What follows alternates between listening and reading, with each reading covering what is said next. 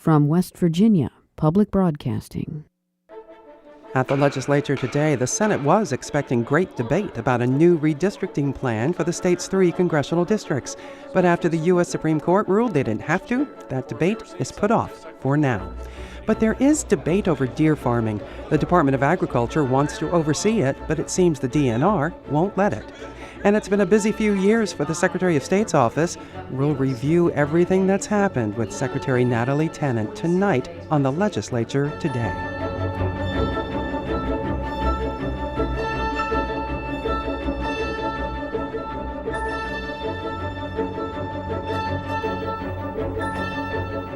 Good evening, I'm Beth Voorhees. The House of Delegates suspended the constitutional rule that a bill be read on 3 separate days today in order to put one of Governor Tomlin's bills on the fast track to the state Senate. As Adam Cavalier reports, House Bill 4086 provides a tax break that's designed to draw an ethane cracker to West Virginia. The bill counted 93 votes for and 1 against.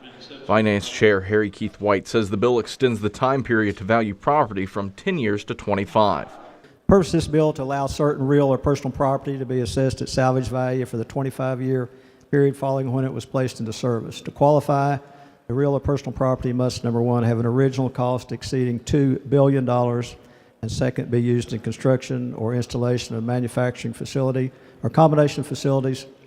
The bill would provide property tax cuts to industries that spent $2 billion on investments to construct an ethane cracker plant. It would apply to both real estate and non-real estate property. Such a plant would likely create thousands, if not more than 10,000 jobs. That's according to industry experts. House Speaker Richard Thompson says he's proud at the speed at which the bill has moved. Negotiations are ongoing with the Shell and some others involving the cracker facilities. Wanted to show West Virginia is ready to do business, ready to move fast. We reported the bill out and checked over the weekend with all the interested parties and thought we could bring it on out today, send it to the Senate so we'd have an extra tool in those negotiations. The bill cleared the Finance Committee with bipartisan support. That's why Finance Vice Chair Tom Campbell says he's hopeful the same thing happens in the Senate. Having served on the Marcellus Committee in the interim, I know that was a bipartisan, and it was not always easy, but both sides worked together well, not only parties, but both the Senate and the House worked together well, and it was, I think everybody went into the spirit of let's do what's best for West Virginia. So I'm sure the Senate will do what's best for West Virginia. Thompson says it makes West Virginia more attractive than states like Ohio and Pennsylvania, which are also competing for a cracker plant. The gas is here, so obviously we should have the advantage there.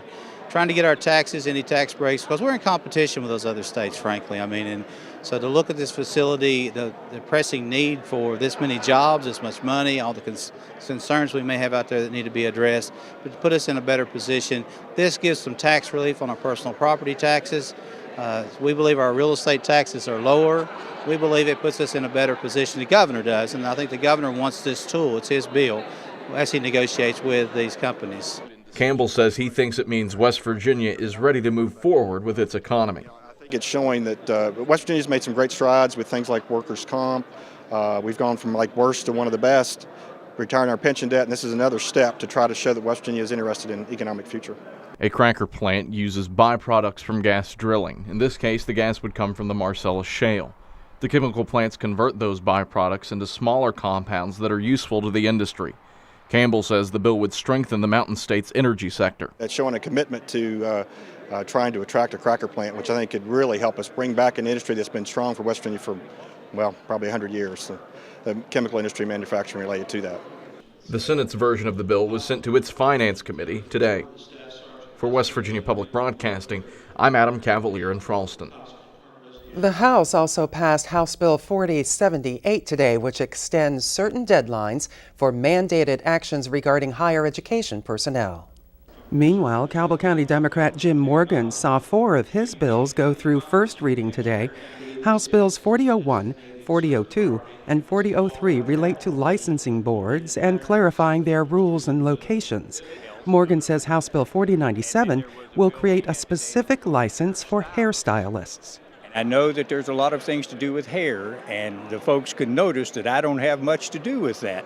But on the other hand, with that many, when you realize that now this will allow a person just to work on ladies' hair, to fix women's hair, as opposed to doing nails or doing other things. And it's a method to open up the industry to other people. Morgan says this would separate the licenses for someone who works on someone's nails from someone who styles or cuts hair. This year's congressional elections will be held using the redistricting map approved by the legislature last year. The U.S. Supreme Court put a lower court ruling ordering changes on hold. But as Bob Brunner reports, there is an expectation of a political battle still to come. Until the High Court ruled, senators were preparing to fight it out over 4 new plans over the next 2 weeks. Majority Leader Senator John Unger says that might still come. They still could uphold the district courts that the plan now is unconstitutional, and give us guidelines on exactly what we need to do in order to make it constitutional.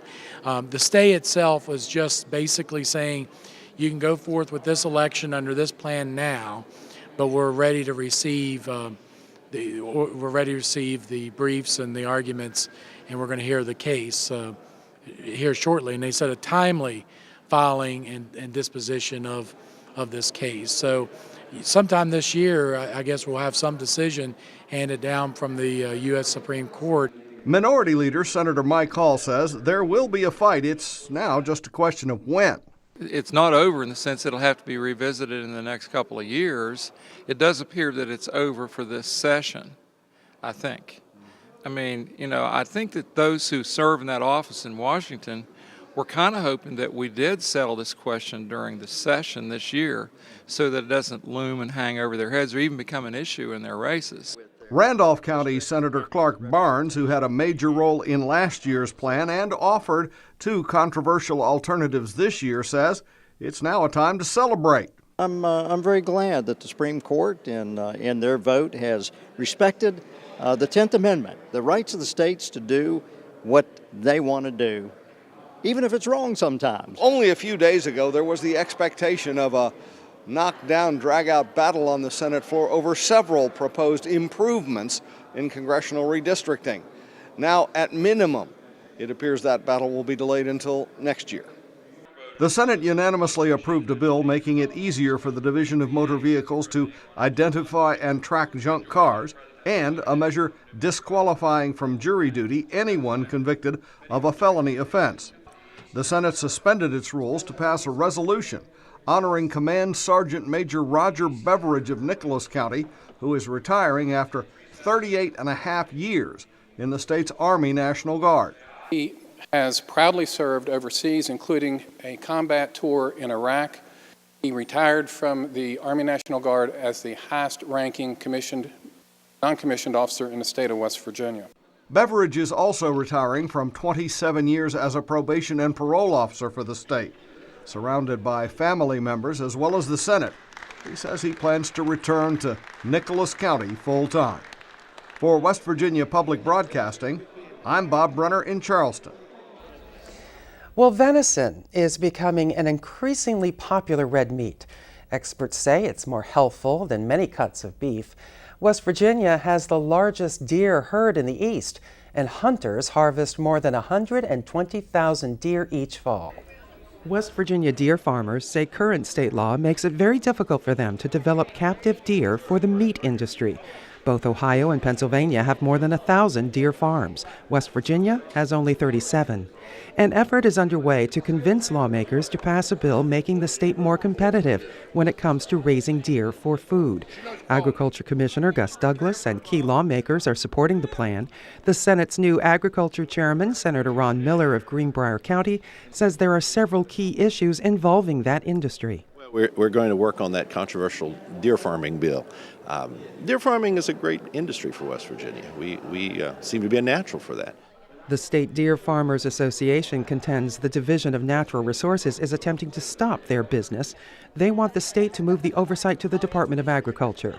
Lieutenant Colonel Jerry Jenkins with the DNR says deer are wildlife. They ought to stay with the agency that manages wildlife. And in a moment, a visit with West Virginia's Secretary of State Natalie Tennant. First, here's a look at some of the bills introduced in the Senate today. Among the bills introduced in the Senate today, Senate Bill 378 to require the employment of assistant principals at schools with enrollments of 350 students or more. Senate Bill 379 to authorize the West Virginia Board of Examiners of Registered Professional Nurses to designate programs in which nurses may be monitored while they pursue treatment and recovery for alcohol abuse, chemical dependency, or major mental illness. Senate Bill 381 to create the West Virginia Buy American Act. The bill requires public agency construction contracts for public buildings or public works contain a provision that the iron, steel, manufactured goods, coal, and timber used or supplied be manufactured or produced in the United States. Senate Bill 382 to clarify that a sex offender must register with the state police in the county of his or her residence and keep the state police informed of any change to the required registration information. The sex offender registry is now computerized, so offenders no longer have to register in every county they visit, work, or attend school. Senate Bill 383 to increase the supplemental payment to members of the West Virginia State Police. Senate Bill 389 to provide for an increase and establish a minimum number of troopers to provide basic law enforcement services. The bill further provides that members of the West Virginia State Police shall receive a $580 salary increase at the beginning of service. And Senate Joint Resolution Number 7 to amend the state constitution to create the office of Lieutenant Governor. Among the bills up for passage in the Senate tomorrow, Senate Bill 100 to remove the requirement that the circuit clerk charge 3 times the amount of actual postage when mailing certain documents. And Senate Bill 183 to increase the penalties for assault and battery on an athletic official so that the maximum penalties are in line with the penalties for any assault and battery. And Senate Bill 7 to allow police, fire, and emergency service providers to possess naloxone to administer to suspected narcotic drug overdoses. There will be a primary election in May and a general election in November this year. The Secretary of State's office is well practiced for these events after holding special primary and general elections last year. Joining us to talk about that is West Virginia Secretary of State Natalie Tennant. Madam Secretary, welcome. Glad you're here. Thank you. It's good to be here. I always enjoy our yearly chat. Little visit. That's right. That's right. Did you breathe a sigh of relief when you heard the Chief Justice of the U.S. Supreme Court put redistricting on hold for now? That's a good question, and you heard Bob Brunner's story about that part of my reasoning for being part of the stay was simply, I'm a neutral party in all of this, and it was to give direction. Are we having, under which map will we operate? Will it be under this 2011 map that was just passed last year, or would we work under the 2001 map, or would indeed the three-panel judge require the legislature to go back and rework a map that was constitutional? They had first given the January 17th deadline and relieved that deadline, but we had our own, the state had its own mandated deadline of January 28th because that's the last day of the filing period, and that's what we're working off right now for filing. If the stay had not come through, what would have happened? Were you thinking, okay, if this stay does not come through, what will we have to do? Well, we were working with lawmakers. I was anticipating, and it's the legislature's responsibility, and I felt as though they would come through because we already knew that there were about, four different maps that had already been introduced last week. And so had the stay not come through on Friday, today's Monday, we would have been working diligently with lawmakers. And as a matter of fact, we were already working with them in terms of, if we need to, can we extend the filing period only for those congressional candidates? How far can you push back? And that's what they would come and say. How far on the election calendar can we push the deadlines and regulations that indeed are in state code right now? And so we were working on that, and we had that date for them, and we had that timeline, a new structured timeline in place if we needed it. And redistricting, even at the House and Senate level, not easy. That too went to the state Supreme Court. So you had to watch that court case to see what what kind of map you were going to be using come January when the filing period and it's very interesting that while I didn't have any authority and was not part, as Secretary of State, not part of the redistricting that was taking place for the House and Senate, I was the sole defendant in that. And so what I decided to do is you defend the process. I mean, that is part of the three branches of government that I've been talking about for the last 3 years, it seems, because of the special circumstances in which we've been placed. And so I defended the process. I give the legislature their right to do as they wish. It's up to the West Virginia Supreme Court or a three-panel judge of federal judges to say yes or no whether or not it's constitutional. And all of this came after probably one of the busiest election seasons that any Secretary of State in any state had to deal with. You had a special election for U.S. Senate. Yes. Then you had to have a special election for governor. Right. What did you learn? Watching all of that, what did you learn about West Virginia's election system? Many different things on many different levels, whether it's on the office side, the administration side, because right there was a good example when I told you we were prepared to move some of our deadlines. Well, we knew how we might have to move deadlines and how we might shorten it because of what took place in July of 2010. Remember, Senator Byrd died on June 28, 2010, so during that special session of July of 2010, we worked back and forth with the legislature to say this is how we'll implement a new legislation to have a special election. So we learned that on that manner. Within our office, we fine-tuned even our knowledge of code, our knowledge of the state election code. You know it and you see it and you know which places to go to find correct direction. But I would say most of the folks in the election division now, I mean, they have it fine-tuned because we've been through that. And then, even on a personal level as well, there were criticisms, and anytime you have something that's different, that's not comfortable to people, that we're not used to in terms of how we run the foundation of our democracy, sometimes you're going to take some personal shots too. And I'm just so proud of how the office responded, how county clerks responded, state election officials from our office, county election officials, and you see that we implemented, technically it was 4 special elections because you count that U.S. Senate race on that general election of 2010 as a special election. So 4 special elections and unprecedented for West Virginia, and I'm proud to say that we responded remarkably. And the process worked, even though there were some speculation as to whether or not a Saturday voting day would be appropriate for this. The process did kind of click along, and people went to the polls and they were counted, and it was done.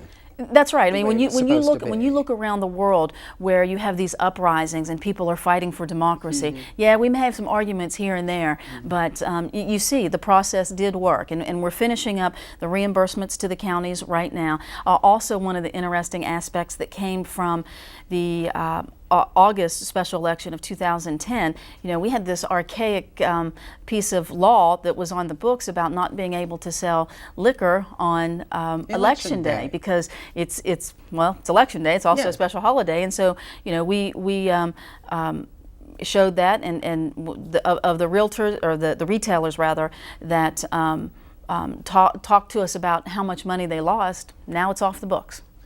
So you want to talk about some of the things that you can buy we've learned. liquor on election day. I always figured you can't buy liquor on election day because you don't want to use liquor for buying votes. That's what I always thought was why. But anyway, that is off the books. That's right. Retailers everywhere. And that came from that the special election. Yes. Early voting has become increasingly popular, hasn't it? It is. Will there ever come a time, do you think, as you look ahead towards how we will conduct our elections, will there ever come a time when a state will say, you know what, we're not going to have polling places on election day. We're not going to have poll workers on election day. We're just going to tell citizens you've got from here to 7:30 on Tuesday night to cast your ballot. Would there ever come a time that we would do that? That's an interesting. Folks have said it in that manner, that it's not an election day; it's just a deadline. That's 7 right. o'clock on that Tuesday, as you say, because we have early voting. I still think, and I, as the Chief Elections Officer and Secretary of State, it is my duty that I make elections more accessible. And if precincts, though, allow for those elections to be more accessible, that someone only has to drive or even walk across the street to go vote, we will keep that as part of the accessibility. But in a sense, it is almost like that, where there are, though, the 2 days in between, that Sunday and Monday between early voting and election day, where there is no voting taking place. That's true. We almost have that. That's true. We will see. We will see how elections evolve. We've seen how they have evolved over the last, since the HAVA Act of 2002. It's 10 years ago. So we've seen that huge change in the last 10 years. But you also look even previously, and we're going to continue to see that. Yes. How did Morgantown's vote-by-mail experiment work? Right there. See, another There you go. great There's example. Another great example of how to vote. Right, vote by mail. That's a vote by mail pilot project that we had. That actually it was passed in 2 phases, and many things came out of the vote by mail pilot project. It's actually still ongoing. It still goes until I believe 2014. And so Morgantown, they came as a city council to the legislature for many previous years, and then I became Secretary of State in 2009, and I said, sure, let's try this. We got it passed in 2009, and they were looking for ways to, yes, increase voter turnout and at the same time save money. You know, many municipalities are strapped for money, and when you have an election that's required, how are you going to save money? Vote by mail was an alternative for that, and it was very successful. Voter turnout went up. Didn't save as much as we wanted to save, but we're prepared, and we know what changes need to be made for especially the city of Morgantown to save money in 2 years when they have their next election, either 2 or 4 years whenever they have their next People one. were really concerned. How do you keep an eye on voter fraud when you're voting by mail? Well, it's the same manner in which we have excuse absentee voting by mail. When someone will write in requests from their county clerk and say, I'd like to have an absentee ballot, I'm homebound, I can't get out, I won't be here this day, I'll be traveling, and it's that same manner that you send it and it is voted and then mailed back. And we've seen that the state of Oregon has had it for decades, and we see that I think fully the state of Washington State is now using it, parts of Colorado. And so there are is. security factors in there. It's not just you can pick up a ballot and mail it in. There are security factors as to who it was mailed to? Right, to registered voters. Yeah. Yes, it was mailed to all the registered voters in Morgantown, and any other then cities considering it? Well, that was a phase 2, I believe, with the larger cities. We have smaller cities that also used it, like Harrisville in Ritchie County, Bethany, Paw Paw, but theirs wasn't the entire registered voters. Theirs was used for early voting, and so they were looking for cost-saving measures as well, and quite successful. And that's, municipalities just have to do that. They have to look for ways, and you can see just from what has taken place over the last 3 years that I've been Secretary of State, we are open-minded. We are going to find ways that allow people to have more accessibility, whether it's voting, whether it's access to the ballot, to be on the ballot, or any other manner, whether it's online vote, all kind of things that we consider. So please come, and it's not just city councils or legislators that we'll work with. Okay. We take ideas from citizens as well. Secretary of State Natalie Tennant, very well. Thank you very much. Thank you. And now here's a look at some of the bills introduced in the House today.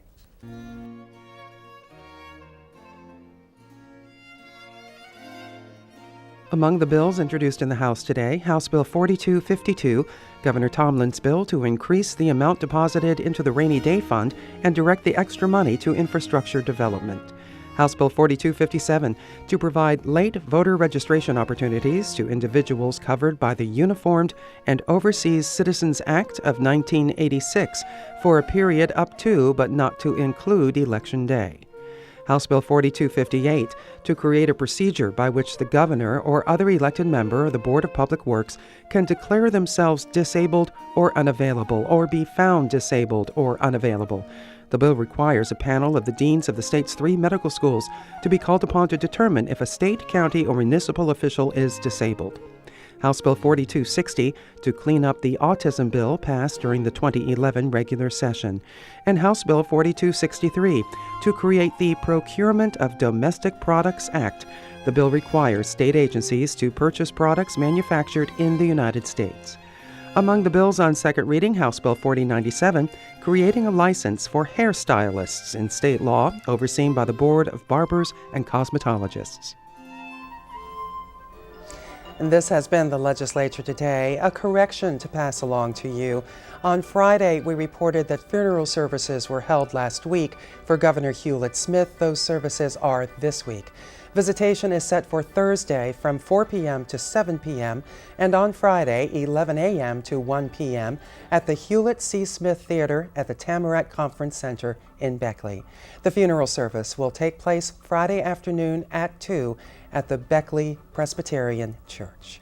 We regret that error. I'm Beth Voorhees. Thanks for joining us. Good night.